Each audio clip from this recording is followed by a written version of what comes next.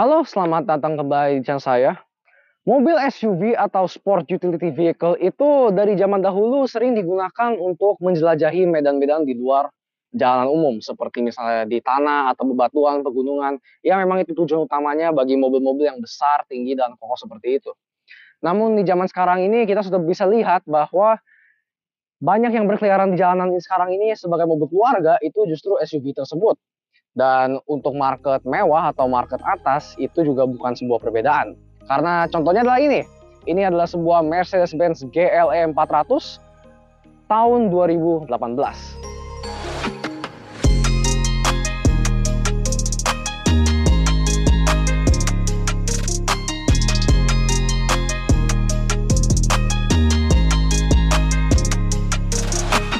Iya, jadi memang sekarang ini banyak SUV yang digunakan sebagai mobil keluarga karena memang terus terang mereka ini cukup lega. Mereka dengan posisi bodi yang cukup tinggi itu cukup enak dibawa berkeliaran di jalanan Indonesia ini yang memang seringkali tidak rata atau tidak mulus. Dan juga karena mereka duduk begitu tinggi, bagi banyak pengemudi itu dia memberi rasa berkendara yang commanding, seperti memiliki pandangan luas akan jalanan yang berada di depan.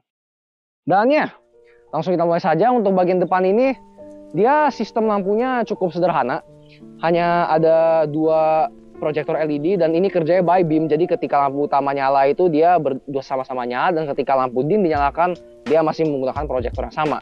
Lalu di atasnya ada LED bar satu buah, ini untuk DRL sekaligus dengan lampu sein. Jadi ya memang sederhana itu saja. Dan uniknya untuk mobil setinggi ini dia tidak ada fog lamp, lampu kabut. Namun di tempat yang seharusnya ada fog lamp itu justru ada corner sensor, dan corner sensornya cukup banyak, ada 3 di setiap sisi, total 6 hanya untuk bagian depan saja. Dan uniknya juga, walaupun ini sebuah bentuknya seperti ventilasi, porsi besar ini tertutup sempurna dan hanya ada sedikit gap di bagian tepian ini untuk udara mengalir. Dan ya, tapi untuk airdam tengah dan sisanya itu dia ada cukup banyak space untuk udara mengalir ke dalam. Dan juga ada beberapa tarikan chrome seperti di lips bawah bumper ini dan juga di grill dua palang ini. Di grill juga ada lambang Mercedes yang besar ini, dan di cup mesin juga ada yang kecil. Dan ya memang itu saja, tidak banyak yang bisa dibahas. Dan memang untuk GLE ini dia ada dua varian, ada yang bentuknya lebih sporty seperti ini, dan juga ada yang untuk tipe GLE 250D ada yang bentuknya lebih kalem seperti ini bentuknya. Dan ya sekarang kita akan melihat ke ruang mesin.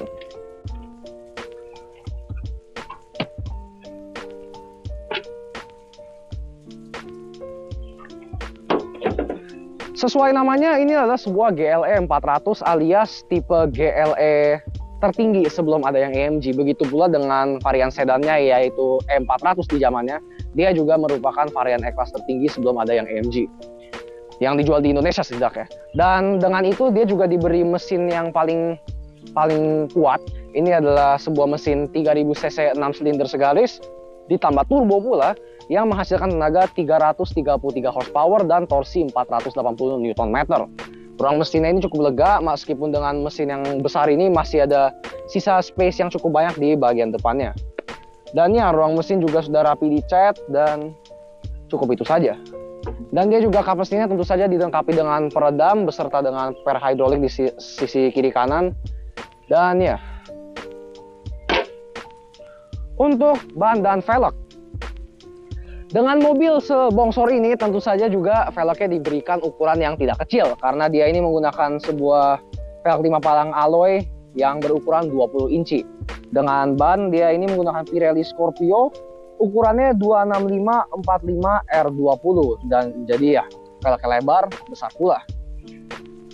Lalu samping fender ini cukup bersih, unik ya, walaupun di mobil-mobil yang biasanya trimnya itu sporty atau seperti di AMG lain itu biasanya ada emblem atau ventilasi palsu, tapi tidak. Untuk GLE ini dia mulus. Dan untuk kaca spion, dia tentu saja sebagai mobil yang besar dia membutuhkan ukuran yang sedikit lebih tinggi dari varian sedannya, tapi memang bentuk keseluruhannya masih sama, begitu pula dengan terintegrasi lampu sein LED ini dan juga kaca spionnya. Lalu ya, Untuk door handle dia polos warna body dengan akses keyhole dan sepertinya tidak ada keyless entry seperti ya. Tapi ya seperti itu kurang lebih. Jadi sekarang kita akan masuk ke dalam. Lalu ya sekarang kita akan beralih ke bagian dalam, dan sebelum itu karena ini mobil yang duduknya cukup tinggi alias sebuah SUV pada umumnya, dia juga diberikan running board yang aluminium dan bagian-bagian plastik hitam ini. Ini memang aksen yang kurang lebih mirip dengan yang ada di pedal mobilnya, jadi kesan sportinya itu kurang lebih juga mirip.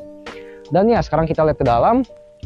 Untuk door trimnya ini dia materialnya kurang lebih full kulit ataupun soft touch, kecuali bagian bawahnya yang masih plastik keras ini, tapi dari atas dia sudah soft touch, begitu pula sampai bagian sini dan armrest itu kulit, dan lanjut lagi soft touchnya sebelum bagian bawah ini sudah plastik.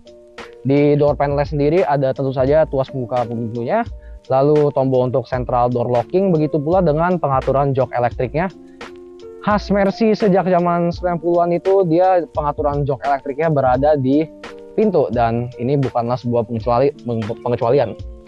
Dan karena itu di bagian joknya itu dia polos sampingnya, kecuali untuk pengaturan lumbar support 4 titik.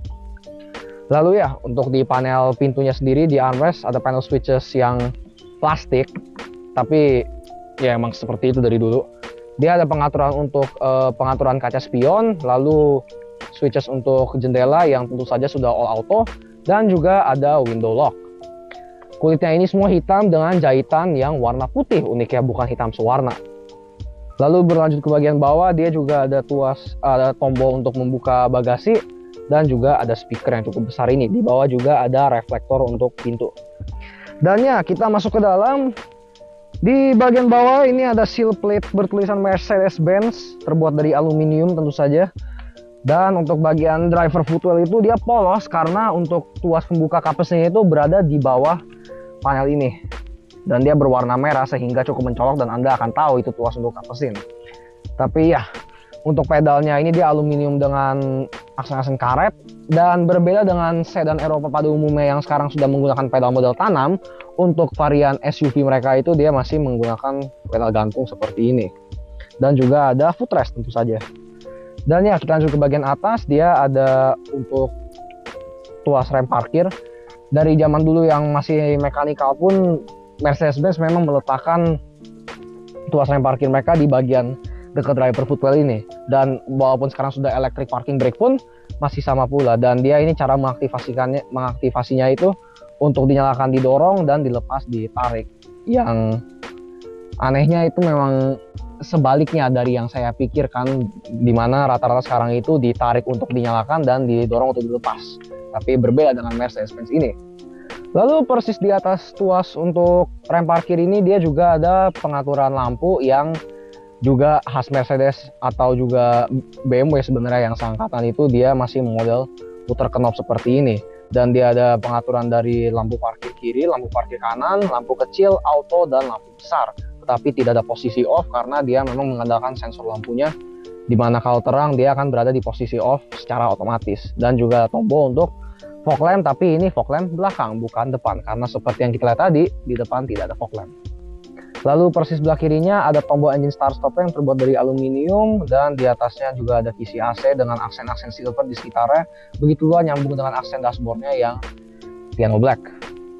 Dan ya sebelum kita nyalakan mesin, kita lanjutkan saja sisa dari ininya. Dia ada setir, dan dia ini sudah, karena ini sudah 2018, dia ini sudah berada di angkatan Mercedes yang belum paling baru tapi sudah di facelift. Dan itu terlihat dari setirnya ini, dia setir flat bottom 3 palang, dan ini kurang lebih sama dengan setir yang dipakai C-Class W205 pertama keluar 2014an.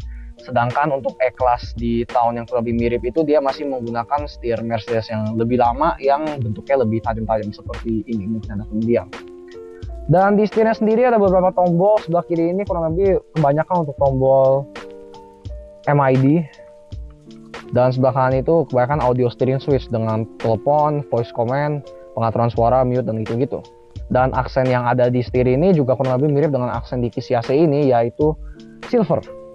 Dan ya juga ada pedal shift, kanan menaikkan, kiri menurunkan seperti biasa, terbuat dari aluminium juga. Dan di belakang sebelah kanan itu bukan tuas wiper ataupun tuas lampu, tetapi ini tuas transmisi seperti Mercedes sampai sekarang. Dan dia kerjanya cukup sederhana. Kalau di posisi netral naik itu mundur, turun itu drive, dan untuk posisi park tekan tombol ini. Dan ya sebelah kiri itu dia tuas wiper terintegrasi dengan tuas lampu atau tuas sein. Jadi cara kerja sein tetap sama, bawah kiri, atas kanan, tetapi untuk wiper ini dia diputer. Untuk wiper belakang ada switch terpisah, dan juga untuk wiper depan dengan posisi kurang lebih mirip seperti intermittent low high, tapi diputer. Dan ditekan tombolnya untuk front windshield washer. Dan ya, di bawahnya itu ada tuas juga untuk cruise control. Oke, kurang lebih seperti itu. Sekarang kita akan coba menyalakan mesinnya.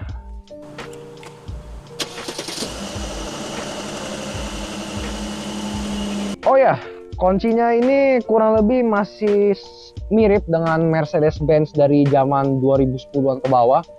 Dia ini cukup sederhana bentuknya. Di atas ini ada colokan untuk menyalakan mesin seandaikan engine start-stop gagal atau baterainya habis. Walaupun memang dari dulu ini juga cara untuk menyalakan mesinnya pada umumnya, karena zaman dulu belum ada tombol start-stop. Tapi dengan desain yang sama, batang ini pun dilanjutkan sampai sekarang. Dan juga ada lambang Mercy, di atasnya tombol untuk lock, di bawah kiri unlock, dan bawah kanan untuk buka bagasi. Cukup sederhana. Dan tentu saja juga ada kunci besinya yang seperti ini. Dan ini memang untuk pintu saja. Kalau untuk menyalakan mobilnya itu batang yang terpisah ini. Ya, ini untuk sistem instrumennya, dia ini masih setengah analog setengah digital dengan tachometer dan speedometer yang masih analog. Sebelah kiri untuk speedometer mentoknya di 260, dan juga di dalamnya ada cluster lebih kecil untuk indikator bensin.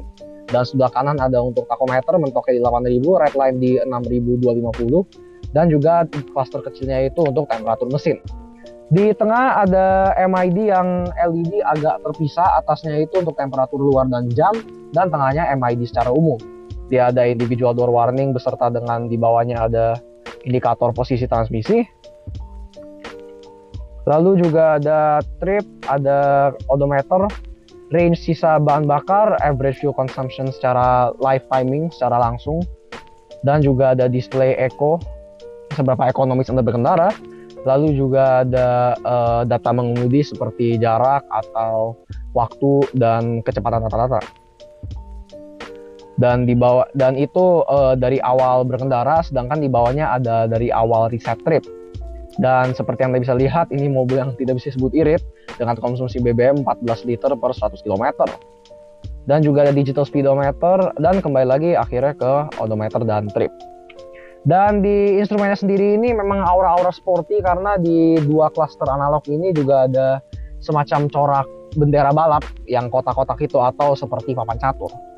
Dan ya, kurang lebih seperti itu. Joknya terbuat dari kulit berwarna hitam, jahitannya putih sama seperti yang ada di door panel.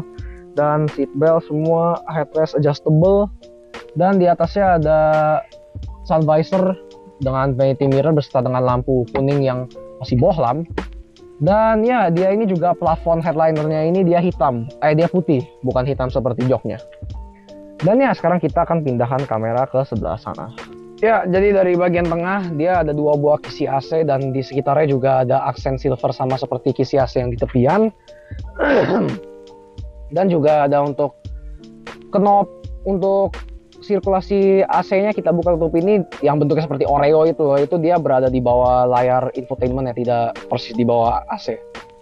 Dan ya, sebelum kita masuk infotainment, kita lihat sisanya dulu. Dia ada panel plastik ini yang sudah menjadi ciri khas dari zaman W204, W212, yang ini untuk infotainmentnya dengan tombol-tombol langsung loncat ke radio, media, navigation, telepon, mute, dan juga ada numpad ini 12 tombol angka 1 sampai 0, begitu pula dengan bintang dan pagar untuk telepon pada umumnya.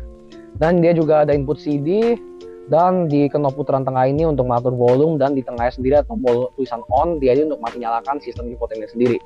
Dan juga ada stick track kiri kanan, ada juga input untuk memory card. Dan di bawahnya ada tombol-tombol aluminium, dia ini kiri kanan ujungnya itu dia blank, tapi dia juga di tengah ada mati nyalakan idling start stop, matiin traction control, hazard warning, dan hill descent control. Terakhir ada mati nyalakan parking sensor. Dan ya di bawahnya ada pengaturan AC. Dia dual zone, diputer-puter kiri kanan, dan tombol tengah sebelah kiri ada untuk auto, tombol tengah sebelah kanan ada untuk sirkulasi udara. Dan yang agak menyebalkannya Mercedes di zaman ini atau sampai sekarang mungkin, dia sirkulasi udaranya harus dinyalakan secara manual. Dalam arti kalau kita matikan mesin, kita nyalakan berikutnya itu, sirkulasi udaranya akan mati sehingga udara dari luar itu masuk ke dalam kabin. Tapi memang seperti itu dari dulu. Dan dia juga ada tombol-tombol untuk matiin AC-nya sendiri, pengaturan fan speed, dan mode arah semburan beserta dengan defogger. Atas kiri ada defogger depan max, atas kanan ada defogger belakang, tengah ada untuk mati nyalakan dual zone dan juga untuk mati nyalakan AC sendiri. Di bawahnya tempat penyimpanan yang cukup dalam, namun dia agak di belakang sini ya, persis di bawah pengaturan AC. Dan di sini juga ada tempat penyimpanan tertutup dengan asbak dan socket lighter. Dan ya ini beneran socket lighter, bisa buat ngerokok, bukan cuma penutup power outlet. Dan ada 2 buah cup holder juga. Dan penutupnya ini sendiri dia ada aksen semacam corak kayu hitam ya. Dan ini mungkin sama dengan yang di pintu atau di dashboard, tapi tidak terlalu terlihat karena ini lebih seperti piano black atau hitam gloss. Dan ya panel tengah ini dia juga ada tempat kecil, sepertinya cukup persis untuk menaruh kunci. Dan juga ada pengaturan knop-knop ini untuk pengaturan infotainmentnya. Ada 4 tombol. Maaf, 2 tombol di kiri untuk back dan bintang. Bintang ini favorites, dan di sebelah kanan ada untuk tombol comfort dan juga matikan layar infotainmentnya. Dan ada knop di bawah kiri ini, dia ini untuk mengatur drive mode-nya. Ada individual, bisa diutak-atik sendiri, sport, comfort, salju atau permukaan licin, dan off-road, jalan tidak rata intinya lah ya. Dan juga ada armrest yang dibaut dengan kulit dan jahitan hitam ini, dan sekaligus juga berlaku sebagai konsol box tengah yang dilapisi dengan biru cukup dalam, dan juga ada 2 colokan USB. Dan ya glove box dia soft opening, tuh AC sendiri ada akses silvernya, dan dia 2 tingkat beserta dengan juga ada lampu bohlam kuning. Dan ya roof panel dia ada 2 buah lampu baca bohlam kuning, dan dia juga lampu baca persis di bawah kaca tengah ini. Ada juga tempat menyimpan kacamata, dan ya pengaturan lampu pada umumnya seperti mati nyalakan ketika pintu terbuka dan lain-lain. Dan kaca tengah tentu saja sudah elektrokromatik dan juga lampu baca di bawahnya. Sun visor penumpang ada kaca dengan lampu bohlam juga, dan cup holder. Dan ya untuk sistem infotainment, kalau kita berawal dari favorites-nya ini, dia ada navigation tentu saja, dan juga ada input radio, lalu ada media, input media sendiri, dia ada Bluetooth, CD, dan semacam media player dari Mercedes-Benz sepertinya ya. Juga ada Bluetooth telepon, dan kita juga bisa input angka dari sini nih, tapi tentu saja harus disambungkan ke telepon dulu. Dan juga ada pengaturan vehicle, ada untuk melihat jam, diatur juga tentu saja. Lalu juga ada setting mobilnya ini kebanyakan di lampu ya, seperti lampu luar, lampu dalam, dan juga follow me home headlights. Dan juga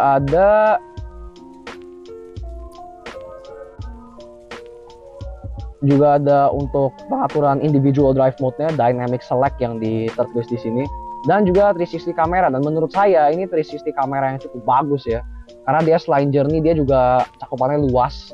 Dan setting-settingnya pun juga ada banyak, ada rear view, ada kamera mundur biasa, kamera belakang ngadap dari atas, kamera belakang kiri kanan, kamera depan kiri kanan, kamera depan ngadap dari atas, dan kamera depan keseluruhan. Dan ya ini juga bisa diatur brightness ya. Lalu juga ada data fuel consumption secara langsung secara beriringan mobilnya berjalan, owner's manual digital. Oh ya, sengaja saya pencet, dan ini please wait-nya cukup lama. Dan ya, setelah owner's manual kembali lagi ke time. Dan untuk bagian row bawahnya ini dia untuk navigasi seperti mencari alamat, mencari rumah. Dan ya seperti itu. Sekarang kita akan berlanjut ke bagian belakang. Ya, jadi sebuah tambahan, benda bar kecil ini itu indikator sensor parkir, dimana semakin saya dekat dengan benda di depan, itu dia akan semakin banyak kotak-kotaknya, sehingga yang terakhir warna merah itu yang paling dekat. Ya, dan juga ada suara ya tentu saja. Dan hal yang sama ada juga di bagian belakang. Seperti yang Anda bisa lihat, itu bar yang kurang lebih sama atau bahkan mungkin jiplak dari yang di depan. Dan dia juga cara kerjanya sama. Jika saya mendekati benda atau objek di belakang, itu dia bakal nyala sesuai dengan jarak yang saya deketin. Dan letak yang di belakang itu berada di atas supaya ketika kita melihat dari kaca tengah, itu indikator tersebut berada sempurna di jarak pandang kita tanpa kita harus nengok ke belakang. Jadi sekian, terima kasih. Duduk di bagian belakang GLE ini, dia dengan mobil yang dari luar terlihat sangat bongsor, tentu saja dalamnya ini juga lega dengan headroom 10 jari dan juga legroom yang terlihat masih jauh ini. Dan ini posisi pengendara saya kurang lebih. Dan ya, duduknya sendiri pun juga lumayan enak, tidak terlalu tegap, tidak terlalu ngegantung ya. Ini masih sih, tapi masih terasa cukup nyaman posisi duduk ya. Dan ya, di tengah ini dia ada 2 buah kisi AC, di bawahnya sedikit tempat penyimpanan dilapisi dengan karet, dan di bawahnya ini ada asbak lagi. Dan ya, dan juga tempat penyimpanan di bawah sini. Dan ya, juga door panelnya, door trimnya kurang lebih mirip dengan soft touch. Oh enggak, soft touch dan kulit hitam dengan jahitan putih. Dan ya, ada speaker juga. Dan untuk armrest tengah dia kulit dan cukup sederhana, hanya ada 2 buah cup holder dan itu pun tidak ada penutupnya, jadi ya kurang lebih standar. Dan juga lampu belakang itu dia bohlam kuning. Dan duduk di tengah pun dengan mobil yang posisinya tinggi, tunnelingnya tidak terlalu terasa ya. Memang agak jongkok, tapi juga masih lumayan nyaman. Dan ya, memang di belakang tidak banyak yang bisa dibicarakan. Seperti itu kurang lebih. Sekarang kita akan beralih ke bagian belakang mobilnya. Ya, lanjut di bagian belakang mobil ini cukup besar ya.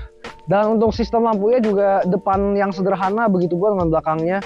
Dia ada LED bar untuk lampu sein dan LED juga ini LED reflektor untuk lampu sein dan juga untuk lampu mundur. Dan dia ada LED bar 2 di atas sini, itu dia untuk lampu malam, dan lampu remnya itu dia LED reflektor juga. Dan ya, sama dengan depannya, sensornya cukup banyak ya, ada 6 juga total. Bawahnya ada mata kucing, knalpot twin exit kiri kanan, dan juga ada aksen chrome. Lalu juga ada panel chrome di sini untuk bagasi. Dan ya, ada emblem 4MATIC karena ini varian yang 4MATIC alias all wheel drive. Dan juga ada emblem GLE 400, emblem Mercedes, high mount stop lamp, spoiler, dan juga rear wiper. Dan untuk tombol pembuka bagasinya sudah elektrik tentu saja. Dan ya, ini memang setting yang rendah. Dia ada tombol untuk nutup bagasi, tetapi tidak ada untuk langsung mengunci, tidak seperti counterpart sedan Mercedes ya. Dan ya, ini abaikan saja. Bagasinya cukup luas dan dia ini juga ini varian yang tidak ada barisan ketiganya. Hanya murni bagasi saja. Dan ya, cukup luas, juga ada partisinya yang bisa ditarik ini. Dan ya, kurang lebih seperti itu. Untuk ban serep, dia terletaknya harusnya sih di dalam ya. Yap, ban serepnya ini dia kaleng dan 2+. Dan ya, jadi kalau tempat penyimpanan mentok di sini saja, karena biasanya juga ada mobil yang di bawah panel ini ada tempat penyimpanan, tapi tidak. Untuk mobil ini di bawah sini dia itu ban serep. Dan ya, ada colokan 12 volt juga, dan kurang lebih itu saja. Oh ya, jok belakang juga dilengkapi dengan Isofix stop tether. Dan ya, juga ada lampu bagasi yang mengarah ke luar. Dan itu saja untuk bagian belakang, cukup sederhana ya. Tutup lagi. Dan yang saya suka dari mobil ini itu dia power tailgate-nya cukup cepat buka tutup ya, seperti yang Anda lihat tadi. Cukup cepat dan juga cukup senyap. Dan ya, kurang lebih seperti di bagian belakang. Ada juga roof rack, dan antena shark fin. Sekarang kita akan menuju ke closing. Ya, jadi kurang lebih seperti itu untuk GLE ini. Dia ini rivalnya dengan Lexus RX dan BMW X5 yang kurang lebih harganya mirip, ukurannya mirip, dan emang kelasnya sama, yaitu mid-size luxury SUV. Dan ini dia ini karakter mengemudinya dan karakter sebagai penumpang itu kurang lebih berada di antara Lexus dan BMW tersebut. Di mana BMW itu dia lebih ke driver oriented dengan posisi yang lebih sporty mungkin ya, dan juga cara berkendara, rasa berkendara yang lebih sporty dan lebih terasa tertanam walaupun mobilnya ukurannya juga sendiri cukup bongsor. Sedangkan untuk Lexus RX itu dia sangat terasa airy, terasa ngayunya tuh banyak. Dan sebagai penumpang tentu saja sangat nyaman, tetapi sebagai pengemudi mungkin itu mobil yang lebih enak dibawa di kecepatan yang tidak terlalu cepat. Walaupun memang kalau dibawa kecepatan tinggi pun juga pasti stabil, namun lebih terasa nyamannya ketika di kecepatan rendah. Sedangkan Mercy ini dia berada di antara dua mobil tersebut. Ketika dibawa sendiri itu memang mobilnya besar, terasa, beratnya terasa, ukuran terasa, dan juga mungkin ketika Anda bawa dengan kecepatan tinggi tidak terlalu terasa pede, namun juga masih lebih enak ketimbang Lexus untuk secara driver. Dan sebagai penumpang juga nyamannya dapat walaupun tidak sengayun Lexus. Dan ya, duduknya kurang lebih seperti itu sih. Secara keseluruhan ini mobil yang tidak jarang terlihat di jalanan Indonesia sekarang. Ini bisa dihitung cukup laku untuk sebuah mobil mewah karena memang paket yang diringkas ini cukup bagus. Dengan kabin yang luas, fitur yang cukup memadai, tenaga yang cukup banyak untuk mobil sebesar ini, dan juga kenyamanan yang diberikan khas Mercedes-Benz. Dan ini juga menurut saya pribadi itu angkatan Mercedes-Benz terakhir yang terbaik dari segala aspek kualitas, terutama dari kualitas berkendara, kualitas ride-nya, material. Memang ini terasa seperti yang Mercedes terakhir yang benar-benar kokoh, benar-benar engineering khas Jerman. Dan ya, kurang lebih memang seperti itu untuk video ini. Tidak banyak yang bisa dibicarakan ya, mobil ini cukup straightforward, tidak terlalu macam-macam lah ya. Dan juga mohon maaf apabila saya berbicara agak terbata-bata atau terputus-putus karena memang sudah cukup lama saya tidak membuat konten seperti ini. Namun kurang lebih itu saja untuk video kali ini. Jika Anda suka jangan lupa tekan tombol like. Jika Anda tidak suka, Anda tahu harus menekan tombol apa. Dan jika Anda ingin melihat konten seperti ini lebih lanjut di masa depan, jangan lupa tekan tombol subscribe. Sekian dari saya, terima kasih dan mohon maaf.